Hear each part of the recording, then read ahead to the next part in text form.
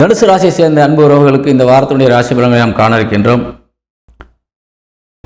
பொதுவாகவே ராசிநாதன் வலிமை அடைந்து விட்டாலே அந்த ராசிக்காரர்கள் எல்லாமே நல்லதாக இருக்கும், ஏற்கனவே சொல்லியிருக்கிறேன்.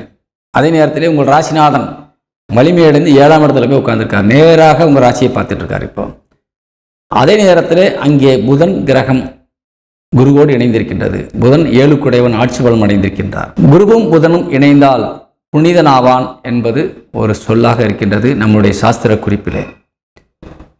அது எந்த வீட்டில் அமர்ந்தாலும் சரி, அல்லது அங்கே அமர்ந்து நம்ம வீட்டை பார்த்தாலும் சரி, அப்போ அந்த இடத்துல தான் இருக்க அந்த புதனுடைய வீடு, அது அந்த வீடு தான் புனிதமாகும் என்பது அர்த்தம் இல்லை.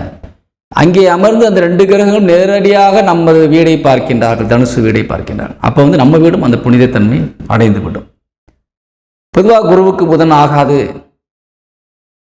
புதனோடு இணைகின்ற பொழுது பல பிரச்சனைகளை உண்டாக்கும். 2 பேரும் நெகட்டிவ் கிரகங்கள் என்றெல்லாம் நிறைய சாஸ்திர குறிப்புகளும் சரி, நிறைய ஜோதிடர்களும் பேசுவதை கேட்டிருக்கின்றீர்கள். ஆனால் எந்த இடத்தில் அமர்ந்து அவர்கள் செயல்படுகின்றார்கள் என்பது முக்கியம்.